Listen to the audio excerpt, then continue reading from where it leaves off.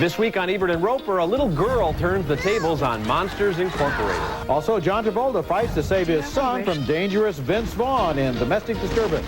And Jet Li plays good cop and bad cop in The One.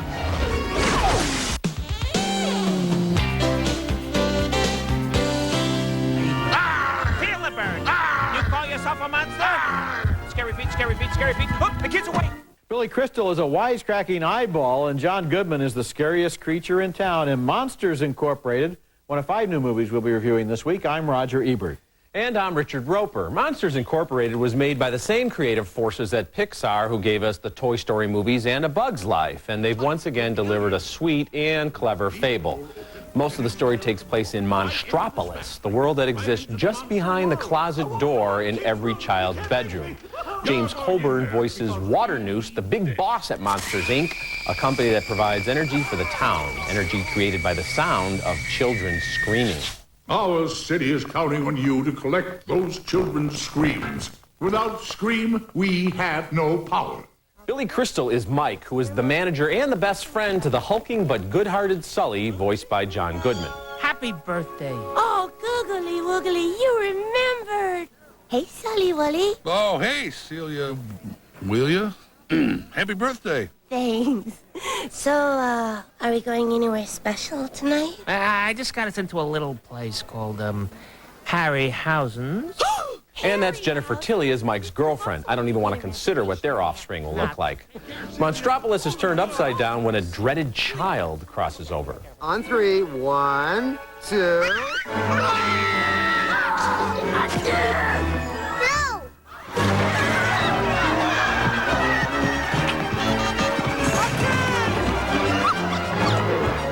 Pixar used cutting-edge technology to make Monsters Incorporated an even more vibrant piece of eye candy than its previous films. And with its soothing message that monsters are actually afraid of children, this is entertainment as therapy for small kids. But even though there are quite a few visual winks and story developments aimed at older viewers, this is a simple, soft, G-rated feature that will have adults checking their watches. As for the actors, they're all strong, but their voices are perhaps too familiar. You could almost visualize Crystal and company at the mics hamming it up. But I am recommending Monsters Incorporated strictly as family fare. Well, of course, you can recognize the voices, and there are now voiceover stars like John Goodman and Jennifer Tilly, whose voice you could pick out of Yankee Stadium. But I love the way that Billy Crystal created the personality of that little eyeball, because when you think about it, what do the animators have to work with? He has no face, he has a brow. Yeah. And the way they work that brow gives him every possible facial expression. He looks sad, he looks tired, he looks happy, he looks quizzical. It was a wonderful Well, job. it looked like a little green eyeball to me, but Yeah. okay, you saw all that in there. I mean, it's cute. I think the little girl will get on some people's nerves because she's really aggressively cutesy, and that's a little bit too much. But as I said, Yeah, but on the other hand, it's cute enough, and there are very few movies that I think you can bring a 3 or 4-year-old to, and they'll actually enjoy it and not be scared by it and get something out of it. Like and what about that great roller coaster sequence at the end with all the doors? with the doors, that was very impressive. good. Okay. Our next movie stars Jet Li in 3 roles, and in the big fight scene at the end, he finally meets a worthy opponent, himself. The One is a high-tech science fiction picture that explains there are multiple universes, 124 in all, or maybe 125. I got a little confused about the math. Jet Li's other selves exist in all of those universes, and if he can kill all of them, he'll absorb their power.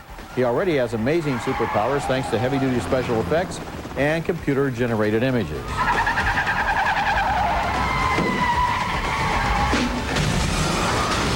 That character, the villain named Yulaw, has gone on a murderous rampage and killed all but one of the others in the parallel universes.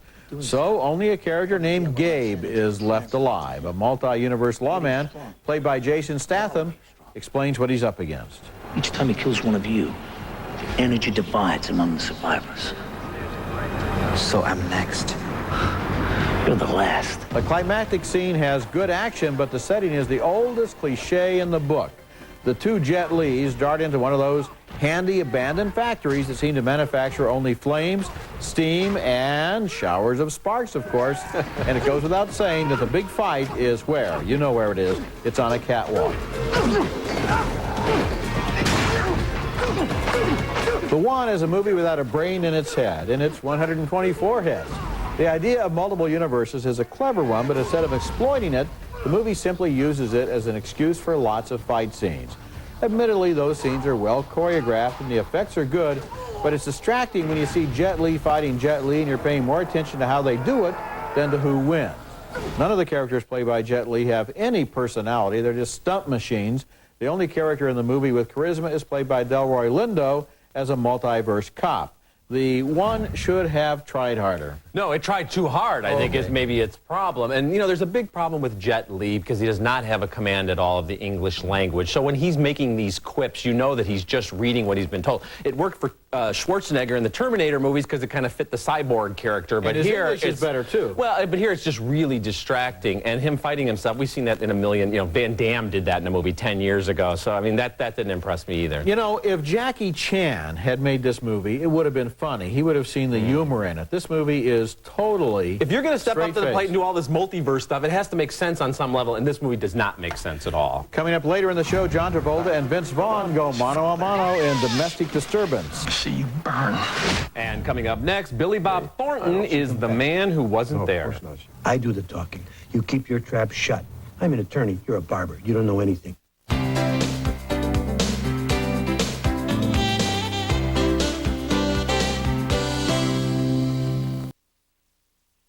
What's your card, honey? I wasn't crazy about the game, but I don't know. It made her happy. And I found this setting peaceful. Jesus, bingo. Bingo! Billy Bob Thornton and Frances McDormand are an uneasily married couple living in 1949 California and in the film noir imagination of the Coen brothers in The Man Who Wasn't There. With its black and white shimmer and its story of ordinary people trapped in a downward spiral, this has the look and feel of a minor classic playing on late-night TV.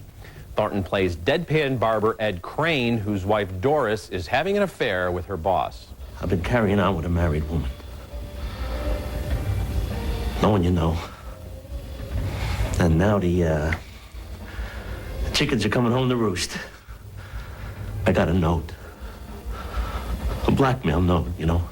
And that's James Gandolfini as Big Dave, who doesn't know that Ed is the one blackmailing him. When Doris is falsely accused of murder, Ed hires a slick attorney played by Tony Shalhoub. So in addition to my retainer, you're paying hotel, living expenses, secretarial, private eye if we need to make inquiries, head shrinker should we go that way. We'll talk about appeals if, as, and when. For right now, has she confessed? No, of course not. She didn't do it. Good, that helps. There's also an unsettling but somehow touching interlude featuring Scarlett Johansson as a neighbor girl named Birdie with a gift for the piano, or so Ed believes. Mostly, though, Ed is a man with terrible instincts. He's so passive, he's barely awake most of the time, but when he does make a decision, whether it's to invest money he doesn't have in a dubious scheme or to befriend the sweater-clad Birdie, the consequences are almost always damaging. With a sly, offbeat story, that glorious black and white photography, and a half-dozen shining performances, The Man Who Wasn't There is one of the best films yet from the Coen brothers. I wouldn't put it quite that high. You know, Fargo is kind of in a stratosphere by itself, but this is a wonderful movie to look at and to experience. And the Coen brothers obviously love the cinema with every atom of their being. And this is a movie that the more you like black and white and the more you like film noir and the more you like these ordinary guys who get trapped in way over their heads with all kinds of cockamamie schemes that go disastrously wrong, the more you're going to like this In other words, the more you're really a movie fan, and not someone who just goes once a month to kill 2 hours. The more you really appreciate cinema, really top-notch writing, and some great supporting performances from Scarlett Johansson and from James Gandolfini, who's really good here. So I don't know what, there's nothing really that doesn't work for me. You know, the hero of film noir is usually some little milquetoast or some guy who just has had a job for a long time and has never done anything extraordinary until he comes into contact with a femme fatale or some chance to get rich. But Thornton carries this to an extreme. He really is the man who wasn't there. He is nothing until he gets involved in this plot. And then he fervently wishes that he had always remained nothing instead of what does happen. Yeah, he's perfect in this role, and he really just holds back. He doesn't do any of those Thornton eccentricities that he sometimes relies on. It's great. Coming up next, John Travolta fights for his family in Domestic Disturbance. And looking ahead to next week's openings, we'll review Jack Black seeing Gwyneth Paltrow through rose-colored glasses in Shallow Hal. Right there. Is she behind the rhino? My son is living with you in your house. And I have absolutely no idea what kind of man you really are. And honestly, that scares the hell out of me. John Travolta's ex-wife has just married Vince Vaughn in that scene from Domestic Disturbance, and now Travolta is hearing alarming things from his 12-year-old son about Vaughn's behavior. Since it's clear to the audience that Vaughn is the bad guy and Travolta is the nice guy, there's no suspense so much as terror as the boy's knowledge puts him in danger. Meanwhile, Vaughn is threatened when an old associate turns up unexpectedly. He's played by Steve Buscemi. You know, when we were on the inside doing our little stretch, we don't take our best shots at imagining where you'd run off to spend our money. You're lucky it was only me who figured it out. You know you're in trouble when Steve Buscemi is your associate. Travolta's son has been known to lie, but now he turns into a witness against Vaughn, and Travolta is worried about his son's safety. You touch so much as one hair on my son's head, and I swear as God is my witness, that'll be the last thing you ever do in this world. Matthew O'Leary plays the boy, and Terry Polo is his mother. She tries to get her son out of the house safely. Susan?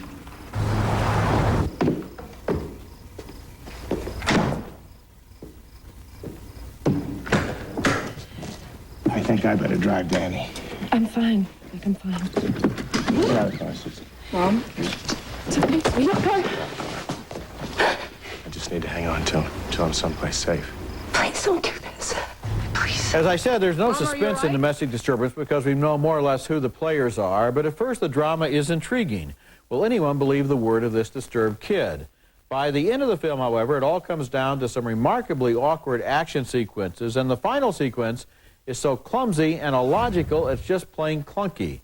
What bothers me more, though, is here's a movie where a 12-year-old boy witnesses a murder and an incineration, sees both of his parents beaten and threatened with death, and causes an electrocution, and the MPAA rates it PG-13 while saving the R rating for affirmative films like Waking Life and Amelie. Yeah, that's a good point. I mean, more of the point to me is that this is just a really horrible film with some really good actors in it. You're right about Steve Buscemi. When he shows up at the wedding, you might as well have the killer from Scream and the Corleones on the porch. I mean, you're like, okay, we know that Vince Vaughn is a bad guy. Yeah. Why not have us wondering for a while if it's really just Travolta's character who's imagining things? He's got a drinking problem, we're told, or the kid who's a pathological liar. So they blow it right from the start, and then it just turns into the typical, you know, the dumbest cop in the world. I don't believe this story. Go on home now, kid. It was just ridiculous. This is another example of a really fine cast and a good-looking production put at the service of a lame-brained screenplay. I mean, hasn't Hollywood learned anything in 100 years about how to develop suspense and how to keep audience interest? No, and audiences unfortunately still go to a lot of these kind of movies. And you know, when the cell phone rings and you're trying to get away from the killer, that's the time to let voicemail kick in. Yes, that's right, yes. All right, next is Amelie, a French confection that wanders from scenes of beautiful inspiration to moments that were so sweet I felt the onset of tooth decay. With her cartoon cat eyes and her Audrey Hepburn vulnerability, Audrey Tautou is pretty near irresistible as the title character, a shy and fragile loner who finds it easier to connect with strangers than to establish lasting relationships. When she helps a blind man across the street, she opens his world. Là, on croise la veuve du tambour de la France. Elle porte la vareuse de son mari depuis qu'il est mort. Attention, hop! Tiens, l'enseigne de la boucherie Chevaline a perdu une oreille. Ce rire, c'est celui du mari de la fleuriste. Il a des petites rides de malice au coin des yeux. Vous sentez ce parfum? C'est Pépone qui fait goûter ses melons aux clients. Amelie feels a profound and deeply personal connection to her beloved Paris and everyone who lives there. Elle prend plaisir à se poser des questions idiotes sur le monde ou sur cette ville qui s'étend là sous ses yeux. Combien de couples, par exemple, sont-ils en train d'avoir un orgasme à cet instant précis? She develops a crush on an equally odd sort. This guy collects discarded pictures from photo booths. C'est vous?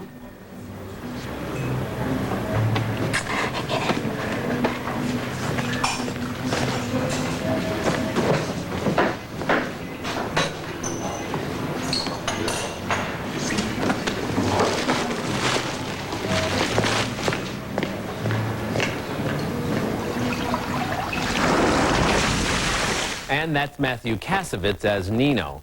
Amelie was directed by Jean-Pierre Jeunet, whose previous work includes indies such as Delicatessen and The City of Lost Children, and the big-budget Alien Resurrection. His work is always infused with bold strokes, and Amelie is no exception, but whimsy is the dominating theme. Audrey Tautou is a Parisian Ally McBeal, a stick-thin dreamer who moves through life with all the cute self-consciousness of Bambi. In fact, regular viewers of Ally will really recognize a lot of similar tricks, as when Amelie dissolves in a puddle of water when she's crestfallen. There's a fine line between cloying and charming, but I was charmed just enough to recommend Amelie. Oh, I was charmed too. And you know, every year there's one subtitled film that seems to capture the American imagination and open well around the country. And I think this year it's going to be Amelie, which was at Cannes last spring. They wouldn't allow it in the official competition because it was too popular, you see. And yet it was the most popular film there. It won the Audience Award at Toronto. I love it because it wants to do nothing else except be loved. Yeah. That's its only emotion. It's a puppy dog of a movie, and I like puppy dogs. Yeah, and at Paris, least cute ones and like Paris this. looks beautiful. That's so French to say, here's a beautiful movie about Paris and Parisians, so it's too popular. We can't have it in the film Some of the festival. French intellectuals criticize it because it makes France look too beautiful and too old-fashioned, like outtakes from An American in Paris, but I don't know. Well, you know, Woody Kinda Allen ready does for that that. with New York, too, and that's okay. Coming up next, one of Hitchcock's greatest films has been restored on a new DVD. Our video spotlight when we return. You need any athletics? No, we can handle it.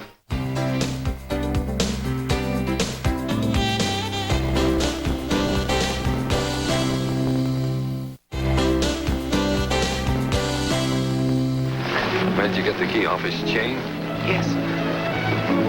Let's hope the liquor doesn't run out and start him down the cellar for more. Notorious, starring Ingrid Bergman and Cary Grant, is Alfred Hitchcock's greatest film from the 1940s, and the French director Francois Truffaut felt it was the film that best represented Hitchcock's total range. A beautifully restored print on a DVD from the Criterion Collection is in our video spotlight this week, and here's part of a famous 2-minute, 37-second shot set at the time to be the longest kissing scene in movie history. This is a very strange love affair. Why? Maybe the fact that you don't love me. Hello? Paris Hotel? Fanning Days? It's T.R. Devlin. Any messages for me? When I don't love you, I'll let you know. The kiss goes on so long we can't show it all. And here's a crucial scene as Grant realizes Bergman isn't a notorious woman, but a brave one, and walks her out of a den of Nazi spies, while Claude Rains, her husband, is powerless to stop them. Well, what am I going to do? Start shooting? Hold on, Donnie. You've only got about 20 yards to go. What happened, Alex?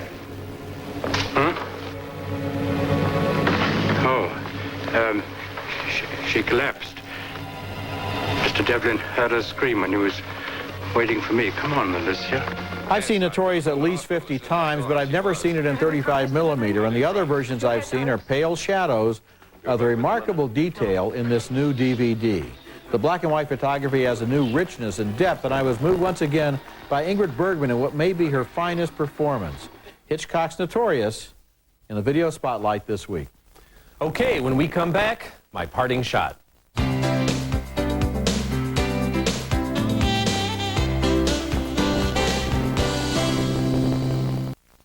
Join Roger and Richard for the second annual Ebert and Roeper Film Festival at Sea. Set sail to the Bahamas, February 28th through March 3rd, 2002, aboard the Disney Wonder, with a stop at Disney's own private island paradise, Castaway Cay. Call your travel agent or 1-800-945-3806. I met a guy on the train. So cute. You can track her down, you know. Whenever I see a movie character use the 555 telephone prefix, I'm immediately taken out of the story and reminded that I'm watching a movie. On the Line is the latest film to carry on this dubious tradition, as Lance Bass campaigns to find the girl of his dreams by asking her to call 555-8832. With a few exceptions, such as Magnolia, real phone numbers aren't used in films because studios are afraid people will then dial those numbers. Learn how to make that lady friend your sex-starved servant. But if you're spending tens of millions, why not spring for the cost of obtaining a few working numbers? For On the Line, for example, a real number in the movie could have doubled as a promotional tool containing one of the In-Sync songs from the soundtrack. Then again, maybe we're better off with the 555 prefix, and that's my parting shot.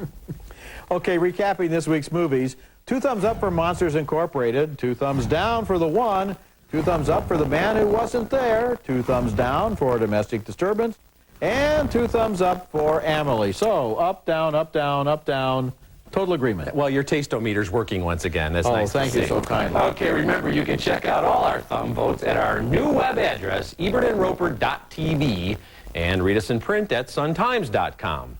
Next week, we'll be back with Gene Hackman and Danny DeVito in David Mamet's Heist, and until then, the balcony is closed. You know, Steve Buscemi is almost always good in the movies, but you're right that his appearance at the wedding is a tip-off that they're not going to live happily ever after. Well, and his character, too, if he's trying to blend in, shows up at the wedding right during the vows, and then he's like surly when he meets the Travolta character. You think he'd at least try to pretend like he's a normal guy?